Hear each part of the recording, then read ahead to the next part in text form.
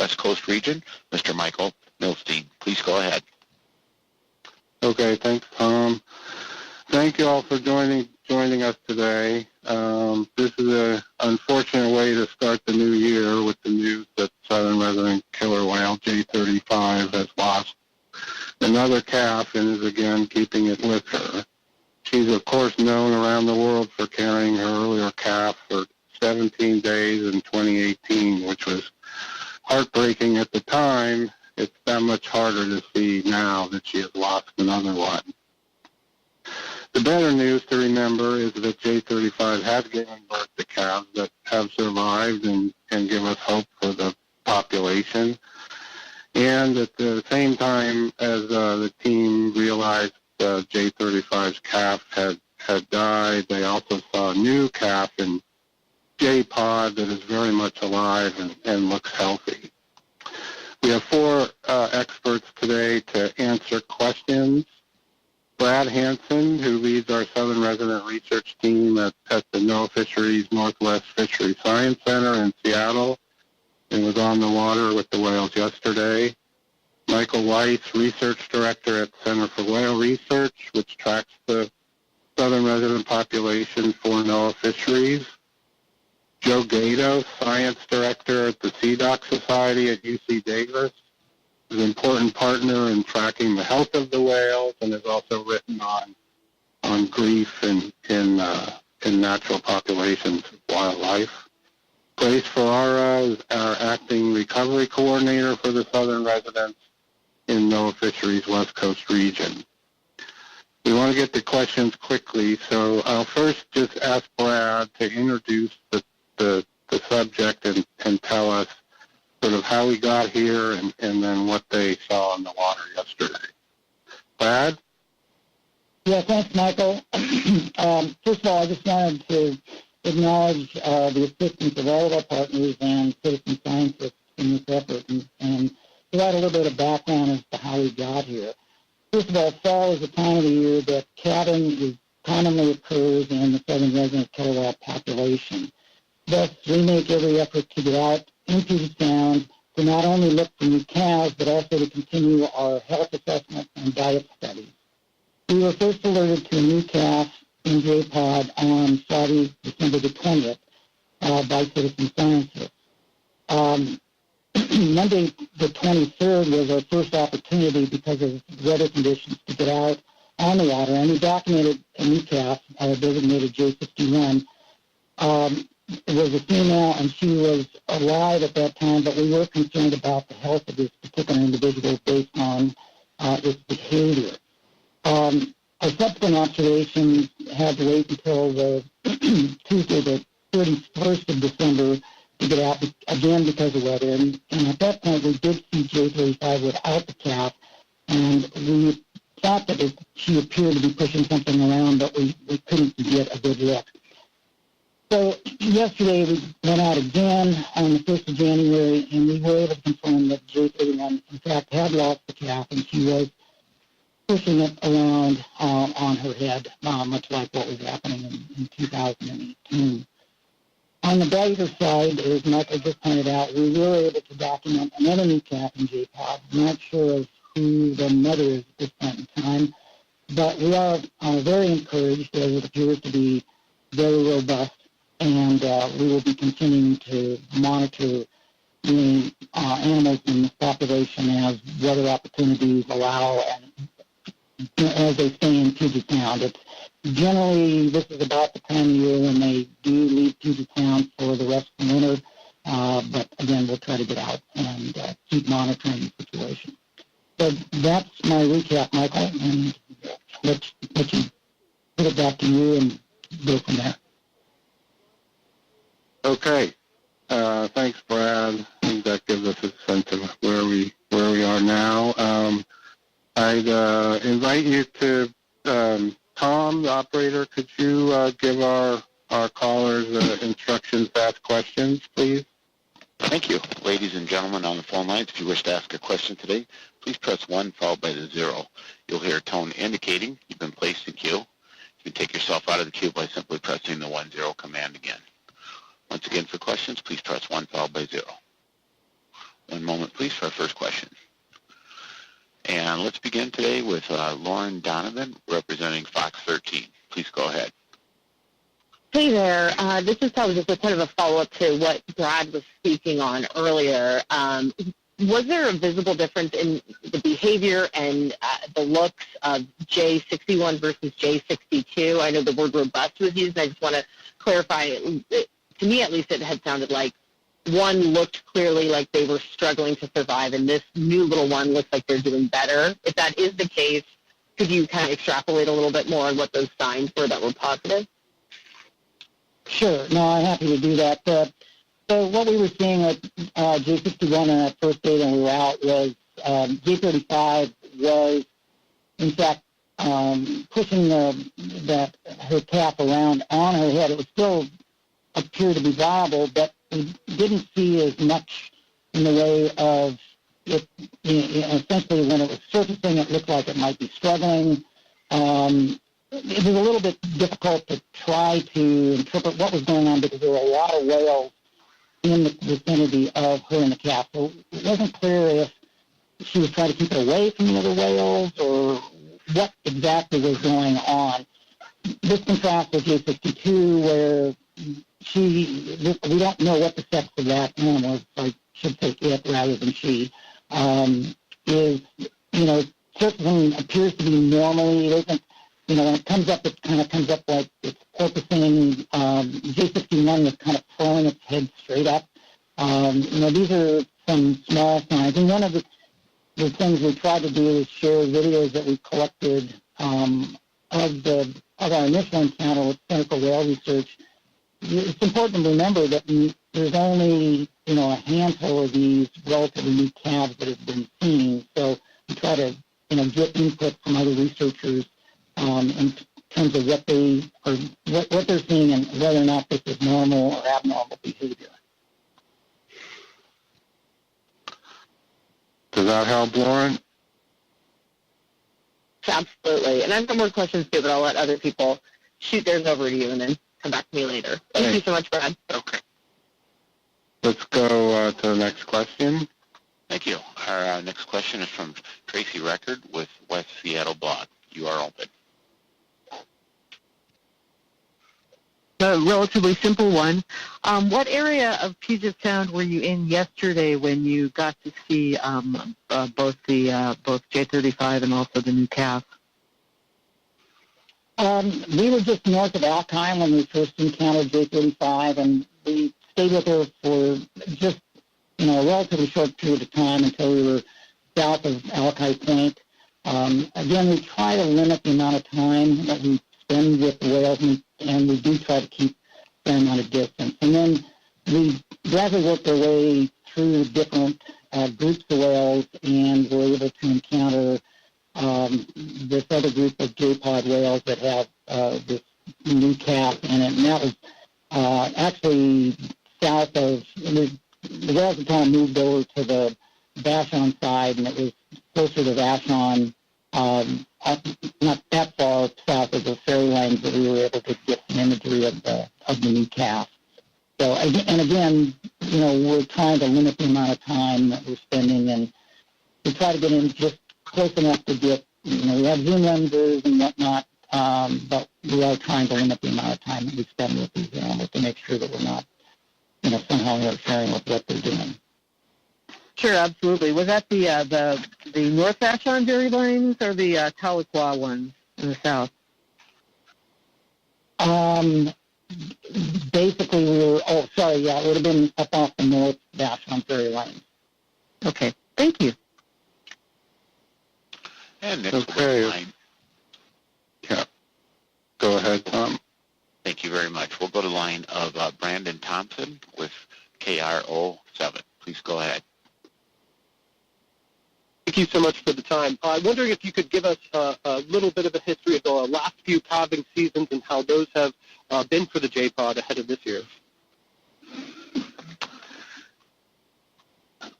I guess I had Michael Weiss at the center here. I can kind of discuss that a bit. So we didn't have any successful new calves in J-Pod in 2023. The most recent one was J60, who was born around this same time of year last year, and we confirmed that J60. So J60 was born in late December last year, and then was confirmed to be missing kind of in mid-January.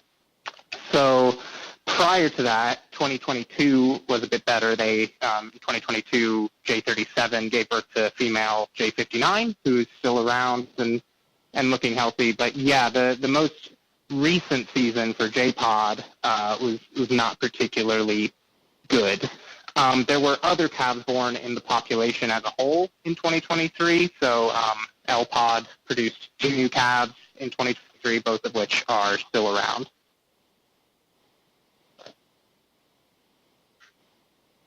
Thank you. Okay, let's go to the next question. Thank you. We'll go to the line of Mary Griffin with Chuck News. You are open. I thank you so much for this. I'm just wondering, since 2018, when J35, captivated the world by carrying her calf for 17 days, has that behavior been observed in any other southern resident whales, or any other orcas, for that matter? So other southern residents have been observed carrying dead calves before. K27's been observed doing that, for example, but certainly not for as long as J35 carried her calf in 2018. It's usually been kind of one-off observations within a particular encounter, as opposed to multiple weeks. So the general behavior, yes, other whales have done, but not that length of behavior. And I'm just wondering, is there any changes in J35's health since, I could be wrong, but so that calf was born in 2018. I don't think she's had a calf since then. I know she's had 2 successful births. Correct. She had a calf in 2020, J57, who is still around. Okay. And if I could just squeeze in one more. I just squeeze in. I know I've made this request. Is it you just? I think it was Brad mentioned some video shared with the center. Is it possible to get any of that footage for the media as quickly as possible? Yes, we're working on that. We have some, this is Michael Milstein again. We're working on that. We have some video in the works that we hope to be able to share shortly after this. We've also posted some photos on our Flickr page. If you go to NOAA Fisheries West Coast Flickr, FLICKR, you should find them. That should be a start, and please get back to me afterwards if we don't get to you shortly. That's wonderful. Thank you so much. Okay. And Tom, we have one reporter who hasn't been able to activate the request for the queue because of the line she's on. Can we give Bellamy Palethorpe a chance to ask a question? Yes. Let me get out of the Q&A screen one moment, please.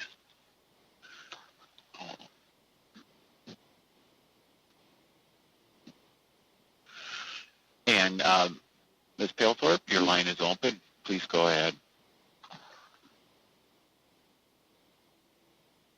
Can you hear me? You can't hear me. Oh, shoot. No, we can hear you. We can hear you. Yeah, I wanted to just hear generally, if you could, I remember that because of the way the census works, the counting of the orcas, usually we don't really think of a calf as being a member of the population until it's at least a year old. And I think you track statistics for up to 5 years, and it's like the 5-year mark, kind of a threshold where we feel like it's a successful life moving forward. Can you talk just generally about the success rates of these births over time? I know that the trajectory has not been overall great, but what can you tell us about the likelihood of a baby that was born on the 24th of making it, past the first couple weeks or whatever? Yeah, so just for the first part of that, we do, we include them in the population. They get a number, as soon as we have solid documentation on them. But they are, the Whale Museum gives them kind of their nicknames, and they wait until they're at least a year old to do that. The big hurdle for their survival really is that first year. When you look at, survival curves for the population, it's really that first year that is the big hump to get over. It's still, dangerous as a young kid, but it's that first year. We don't know exactly what the survival rate is because so many calves are probably being born and dying before they're ever photographed and documented. Of the calves that ever get a number, we think it's something like, 70 to 80% that'll actually make it through that first year, but there are a lot of calves that likely get born, and it's likely closer to 50% of calves that are born that make it through that first year. In terms of this specific calf, what its chances are, it's really hard. It's really hard to say for J62. I will say for J61, our studies have shown that females who have more sons that they're currently taking care of are less likely to successfully produce a calf. That means, have a calf and then have it survive that first year.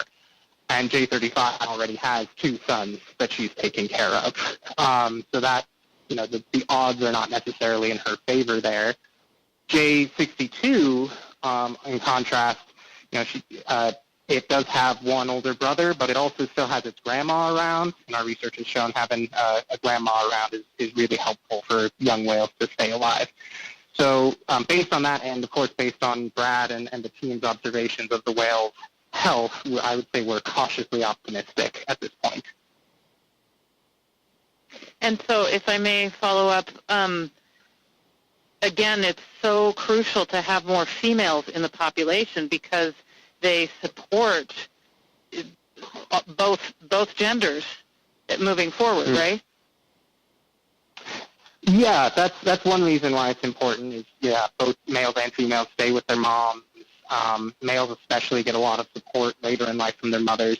But also just the nature of a long-lived but slowly reproducing population of animals means the limiting factor for population growth is really the number of reproductive age females available, right? The adult males in the population can have, any number of offspring in a year, although there are issues with inbreeding involved there.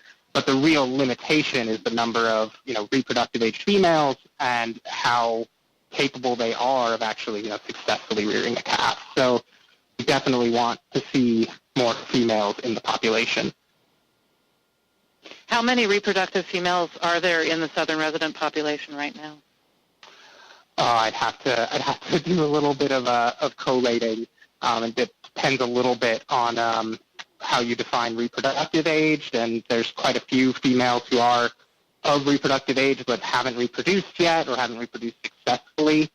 When you look at the population graph, it's definitely there's a lack of those females who actually can reproduce and are able to. I can run some numbers really quickly and get back to you in just a second on the exact number of reproductive age females. Yeah, we can get back to you afterwards, too. Thank you. Thanks, Bellamy. Yeah, I have another question, but I'll hold it. Okay. And I want to mention we do now have some video posted in our video gallery. If you search NOAA Fisheries Video Gallery and then look in the left column for B-roll, you should be able to find that pretty easily. If you have trouble, let me know afterwards. Okay, can we go to the next question? Yes, thank you. Our next question is from the line of Linda Mapes with the Seattle Times. Please go ahead. Thank you. My question is for Joe Gatos. Joe, what does this behavior mean? What is she doing? Yeah, as scientists, we for a long time thought we just needed to describe behaviors. The animal's doing this, she's carrying the baby, the others are feeding her, that sort of thing. And I think over the last few years, we realized that we have the same neurotransmitters that they have, we have the same hormones that they have, why shouldn't we also have the same emotions that they have?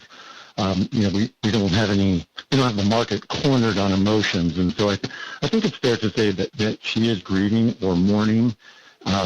We do see this behavior in other animals, generally only long-lived, socially cohesive animals, primates, dolphins, things like that.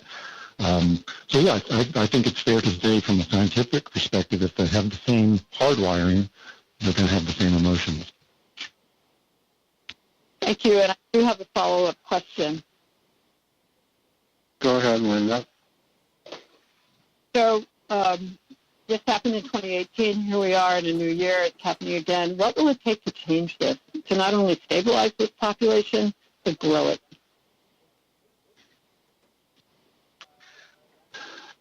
Brad or Michael? Well, I was going to suggest maybe Grace talk about some of the new efforts that are being made to provide additional protection. Sure, I can do that. So Linda, as you know, we take a multi-pronged approach to our recovery program to address all of the threats that the whales face, and we've identified those, of course, as vessel impacts, vessels and noise, contaminants, prey availability, and then we've also added their small population size and inbreeding now to that list. And we have taken many actions since 2018, since the last time we saw this behavior, and we're continuing to focus on all of these threats.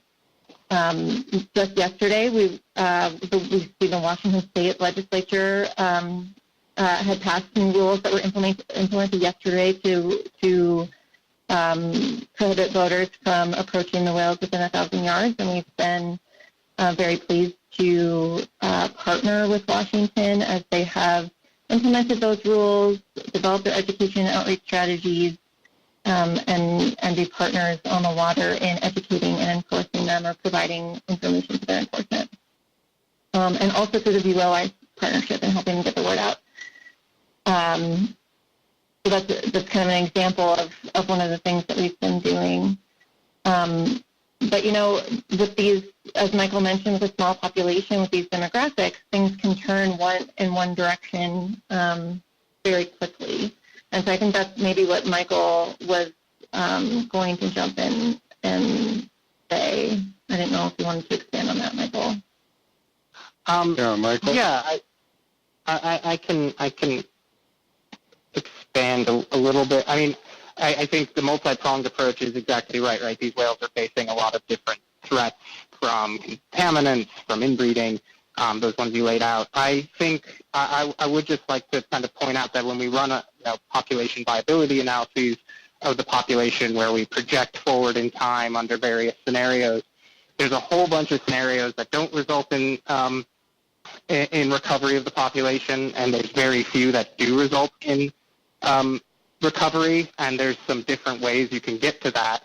The one, universal factor is that, you can't get a model that results in recovery without an increase in Chinook abundance based on these population projections.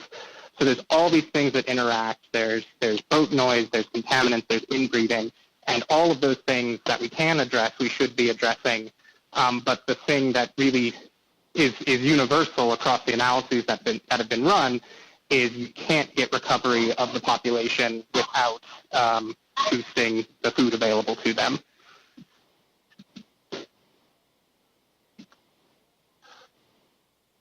Joe, anything more you want to say about turning the tide? Yeah, I mean, excuse me, I think Michael's point was a good one. And, we need to be working on all those levels, but I still think that a lot of people feel like we are not doing enough on Chinook recovery and salmon recovery right now. We have culverts that we need to come out that are not coming down. We have a lot of momentum to move forward on helping the Columbia River with its Chinook salmon, and those efforts are still stalled. So I think there's a lot of things that can be happening but are not happening right now, unfortunately. And I think it's, to make the change, we have to do more than we have been doing. if we want to expect something better. This is Brad. I had a couple of additional comments, if possible. Yeah, go ahead, Brad. Yeah, I just wanted to note that, again, since 2018, a couple things. One is that, there has been, a very active hatchery supplementation program to try to increase some of the Chinook stock that would be potentially available to southern residents, and that's, an action taken by not only the federal government but also by the state, and that we can provide more information on that. But going back to 2018 was also the incident of J50's demise, and I think really served as a catalyst for trying to better understand the health assessment of the animals, and so that's something that Joe has really sort of taken the lead on to develop, and we've been, in an active partnership with the CDOC Society as well as the San Diego Zoo, Hendrick Nolan's down there, to develop better tools for being able to assess the health of the animals.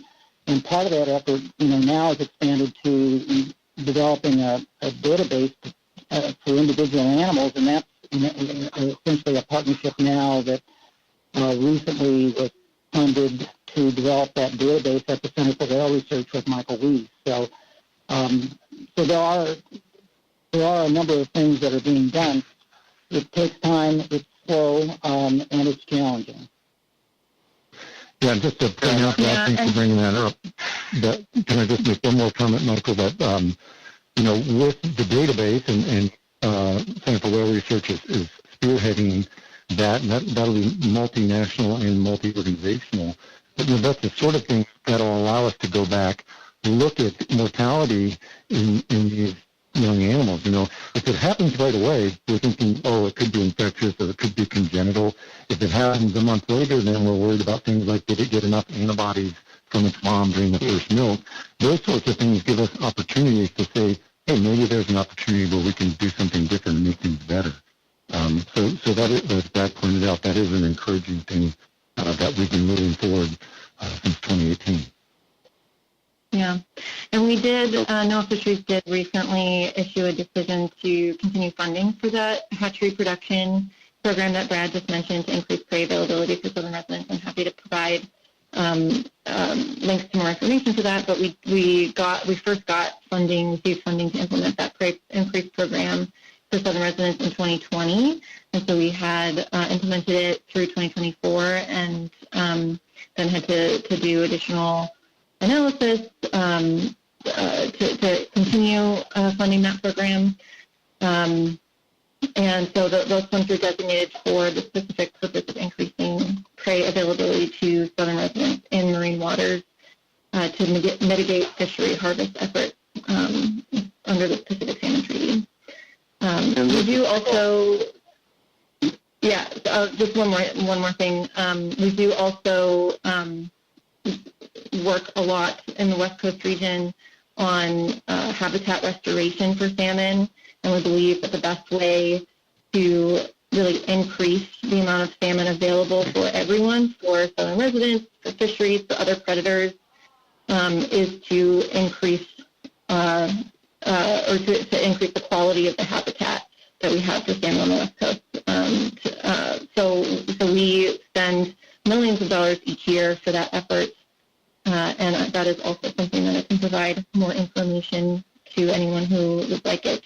And I'll just mention also that we've been fortunate to have a lot of new infrastructure money coming to salmon on the West Coast. In fact, probably the biggest influx of funding for habitat that's allowed us to really us and our partners to really undertake more ambitious, larger habitat projects that we think will make a much bigger difference for the fish and then for all the species that depend on them. Okay, I want to give some other people a chance. So can we go to the Michael, I just had one other thing if I could just add on really quickly. Just that, going back to the idea of what's changed in 2018, we have a very productive and active partnership with our colleagues at DFO, and that's really has only been since 2018, and that collaboration has been extremely valuable in adding to a lot of information on the health and welfare of the population. Okay, let's go to the next question. Thank you. Our next question will come from the line of Ben Fenton, representing the Black Press Media. Please go ahead. Hello, thank you for this opportunity. I was wondering if Brad could go into more detail about the behavior of J35 that he witnessed yesterday. How was she pushing the calf around? And also, what's the physical impact on J35? While she's doing this, is she neglecting her own welfare? No, it's a really interesting question, and it is something we're concerned about because the way she's pushing the calf around is essentially, from what we can see from the surface, it's typically draped across her snout or up on top of her head, and that essentially results in a lot more drag, and so her energy expenditure is going to be fairly significant potentially for doing that. And then what we're typically seeing is that after the calf doesn't appear to float, and so it looks like she'll do a high arch dive to go down and recover the calf, and whether or not she's pushing it at that point or grabbing it, we're not real sure. But regardless of what she's doing, one of the things that she's probably not having time to do is forage. Not that the whales forage all the time. We didn't see a lot of foraging activity yesterday. We saw a little bit the day before by some of the other animals. So, it is a concern that she's expending a lot of energy to try to take care of this calf that she has lost. And this is a time of year when fish availability is typically less than what it is at other times of year. So we are concerned about potential impacts, because I think that one of the issues may have been that this calf was born 4 years after her last calf, and so given the fact that they usually wean the first calf at about 3 years, and then they go through a gestation period of about 17 months, such that their next calf is usually born 5 years after that, and she may not have had time to physically recover from her prior calf. And what's the behavior of the other pod members? Are they helping carry the calf? Are they helping her at all?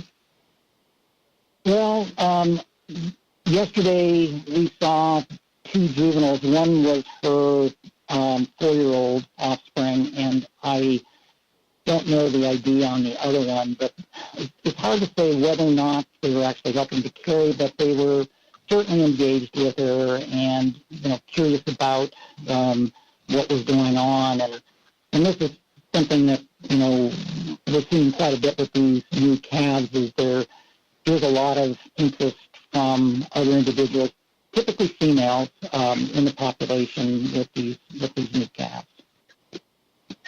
Just to add, from the photos that Brad's team sent up at the center, the other individual that was with her consistently, J53, who, just like Brad's saying, is kind of just newly reproductive age female, is also J35's sister. Okay, great. Thank you very much. This is Michael. I seem to recall that in 2018, some of the other whales were providing her with salmon. Is that accurate? Do you recall, Brad or Michael? That was kind of the assumption. I don't believe that was ever observed directly, but she was carrying this calf for 17 days, and as Brad points out, she wouldn't have been able to forage for herself while she did that. But there were no visible signs of her really losing, at least no obvious signs of her deteriorating physically. So the kind of assumption was that other whales were sharing fish with her, which is something that southern residents are known to do. They share quite a bit of the fish that they catch. So to my knowledge, Brad, correct me if I'm wrong, I don't believe that was observed directly, but it was kind of inferred. Yeah, that's correct. But I think one difference between now and 2018 was thought that her mother was alive at that time. But Michael, correct me if I'm wrong. That is correct. Yeah, her mom died in 2019. Okay, let's go to the next question. Thank you. Our next question is from the line of Dino Gradandi with the Washington Post. Please go ahead. Hi, thanks for organizing this. And forgive me if this was addressed earlier, but do we know why this calf died? And presumably, if we don't, what are some of the theories as to why a calf like this might pass? And is there any plan to do an necropsy on the animal? Brad, do you want to take that? Start with it. Sure. Well, we don't know why the calf died. As I had mentioned previously, there were some indications that the calf was not as robust based on body condition, behavior, and it looked a little bit lean. That they do look that way initially, when they're a newborn. It was the behavior that was of concern on both the part of the calf as well as the mother. One of the challenges relative to your question about a necropsy, as much as we would love to be able to do a necropsy on the calf, given that J35 is very attached to it, the likelihood of us being able to recover the calf is fairly low. The calf at this point will probably sink. By the time it would float, once she abandons it, it would be because it started to putrefy and gas accumulation would cause it to float. And at that point, the tissues would be fairly compromised and would be challenging to get a lot of information. Joe, I don't know if you wanted to elaborate a little bit on some of the aspects of trying to, determine what's gone wrong in these types of things, situations. Sure. Yeah, this is Joe Gatos. And I would just, Brad's point is spot on. The only thing I would add is that when you have an animal that dies right about the time of birth, there's kind of a suite of things that you think about. One of them, did it have a congenital disease? Was there something wrong with the way that its liver was hooked up or something like that? Imagine the sorts of things you would see in kids. Those things can happen in whales as well, and we've seen them, congenital diseases on necropsies. We haven't seen them in neonates like this, but there's no reason they couldn't occur. The other thing that we've seen historically is we have seen calves that were born, not southern residents, but other killer whales that were born that already had an infectious disease that they got through the placenta from their mom. Salmonella is an example of that. And so those are two possibilities that we know can occur and would be right for the time frame for which this animal we think was alive for so few days. It also could have been born early, and just like with people, there are developmental things that happen right at the end. And so, if something happened, made her go into labor early, there could be some problems with that. But without actually seeing the calf and being able to look at it, closely and then look at it microscopically, it will just be conjecture. Got it. Thank you for that. I guess another way of asking this question is, what are some of the factors, environmental, diet, or otherwise, that might cause a female orca to give birth to a less than robust calf? Well, what are some of the factors there? Well, I think, similar to people, we think of nutrition, we think of contaminant levels or contaminant exposure. Those are both issues that we know are problems with the southern resident killer whales.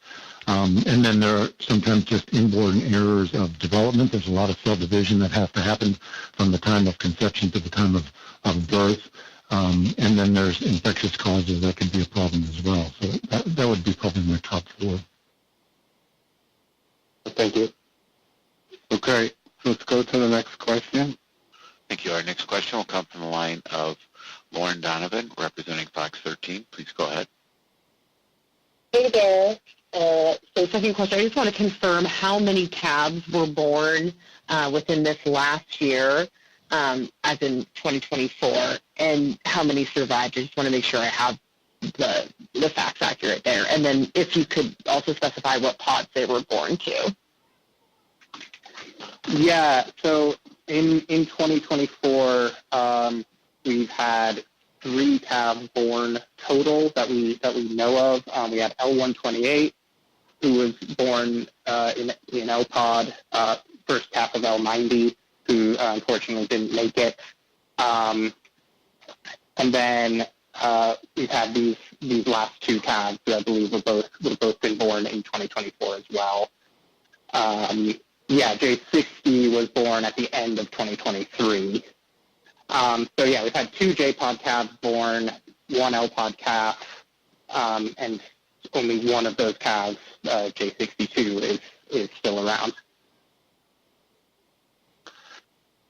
Okay, And let's go to the next. Go sorry ahead, about Lauren. that. I do note that, the numbers for K-pod are dwindling. Are there any concerns about how that group is looking and potential birth there?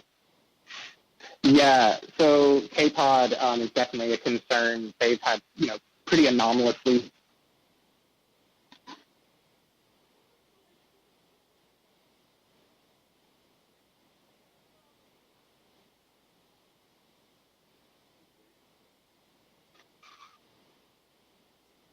Are you muted, Did we lose? Lauren? Yeah, I think it just cut out. I'm still listening, but I think at least for me, you cut out, so sorry. Would you like me to go to the next question? Yes, please. Thank you. And let me just say one thing, Lauren. The Orca Network on their website has a good list of the births and deaths from each of the pods as well that you can find pretty easily. Okay, let's go to the next question. Thank you. We'll go to the line of Claire Rush, representing the Associated Press. Please go ahead.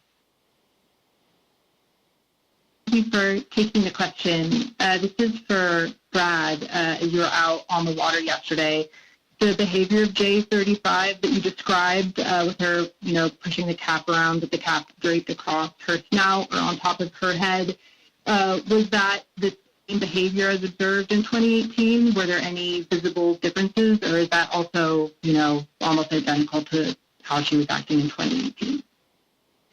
Well, I'm at a bit of a disadvantage because all of the carrying of the cap in 2018 occurred up in the San Juan Islands, and I only saw some still images of that. I mean, it looks very reminiscent of what those images showed. But I didn't have any direct experience with it back in 2018. Thank you. And do you know exactly how old J61 was? Was it, did it die immediately after birth? Was it a couple of days old? Well, so we had actually been out with Southern residents on the 19th of December, which was a Thursday, and we had pretty much seen all of the different natural lines, and we did not detect a new calf at that point in time. And then on Friday, all of a sudden I started getting text messages from a lot of citizen scientists and whatnot that were photographing a new calf from shore. And so we think that probably 61 was born sometime between the time that we were out with the whales on Thursday and about noon on Friday.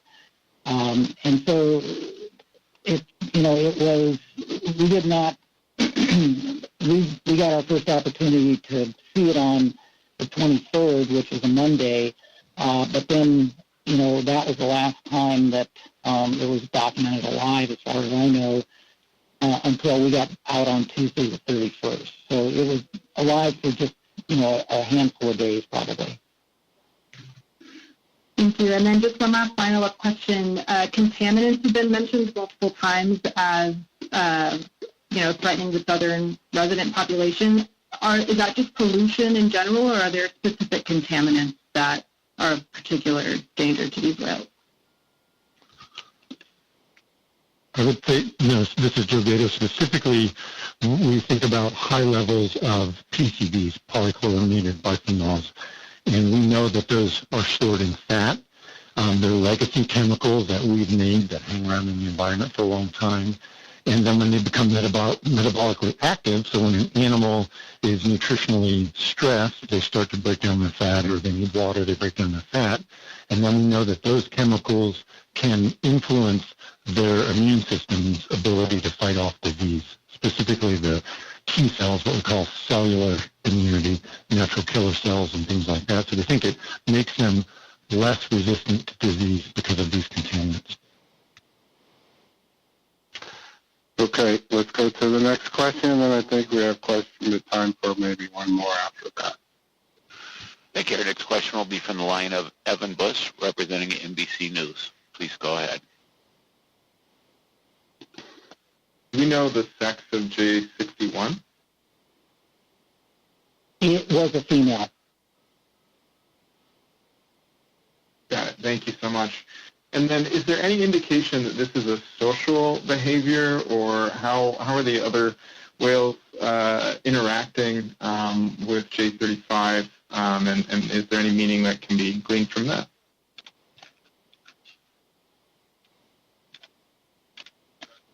Yeah, Michael, I would maybe ask you to. Sure. Yeah, I mean, I'll leave you to describe the specific behavior she's got going on. But, yeah, so the kind of relationship between moms and calves and offspring generally is really the central relationship in killer whales generally, but especially in resident killer whales. This behavior of kind of lifting the calf up is clearly, obviously she needs to do it to keep the calf with her, but it's also kind of reminiscent of some of the play and social behaviors that moms and their kids and also babysitters in the calves exhibit. It's hard to say what this specific behavior kind of means socially because we don't observe it that often. We do know from our observations that calves, young individuals and calves are really kind of central to the social network of the pod. When we look at these affiliated social behaviors like contact and synchronous surfacing and stuff like that, calves are really quite central. They have a lot of connections and strong connections to their mom, but also to their various babysitters. The photos that we've received from Brad's team do show consistently other whales accompanying J35, like the J53, who's her sister, as well as her offspring. So, yeah, it's unclear if they are still interested in the calf or if they're interested in J35 herself or if they're just traveling normally because whales do, these residents do typically travel in groups. From my, reading of the photos, Brad, you can maybe elaborate from your time actually on the water. She doesn't appear to be socially isolated at the moment. She does seem to be pretty consistently with other whales around. Yeah, I mean, I think the way I'd characterize it, there are other whales with her. She's not typically with other groups like we had seen when J61 was alive. But, yeah, she's in the same vicinity. She's not lagging way behind any of that. So she's so, integrated as part of the group. I mean, this is in contrast to what we saw with L90 last September, where she and her new calf essentially were left in Harrow Strait, and the other whales, completely left the area. So and that was a bit concerning at the time that we observed that, just because, as Michael's pointed out, there's these very strong ties, typically with the different, with either close or relatives of the whales socially. Okay, let's take our last question, Tom. Thank you. We'll go to the line of Sarah Kaplan with the Washington Post. Your line is open. Hi, thanks for doing this. I'm curious about, you've described several lost calves in recent years, how K-Pod has had, not really any reproductive success in recent years. I'm curious whether this level of kind of challenges with reproduction is, how it compares to other whales? Like, is this normal, or is this a sign of a population that is like really in crisis? And what is the struggle to reproduce telling us about the threats that this population is facing? Yeah, I could say some stuff, and then I'll leave time for other folks to come in, because I know folks have thoughts about this. So it is not normal to have this much trouble. It's an anomalously low birth rate compared to other killer whale populations. So when you look at the nearby northern residents compared to the southern, there are some differences in survival rate between the two. There are some differences with the southern residents surviving less well than the northern, but where they really differ is in reproductive rate. You can also look at the big killer whale population that lives in the same area. They live in the same habitat, but they eat very different things. They eat marine mammals like seals, sea lions, and porpoises, and they are reproducing at a really quite impressive rate. Some of these females are essentially having a calf, and then the next, it seems like almost immediately getting pregnant and then having another calf.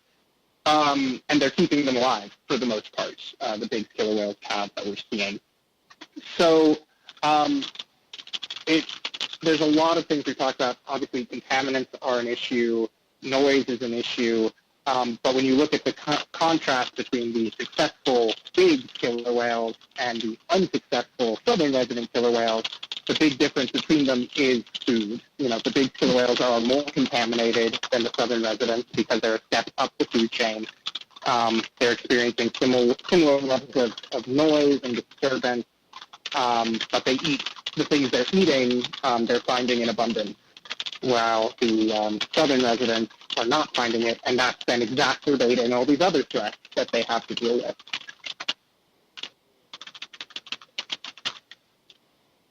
Okay. Anything more from our speakers?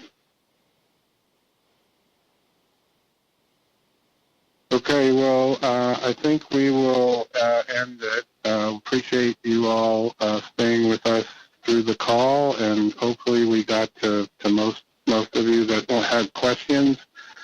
If you have follow-up, please feel free to send them to me and or the speakers. I'm happy to try to help with those afterwards. Again, there are photos now posted on our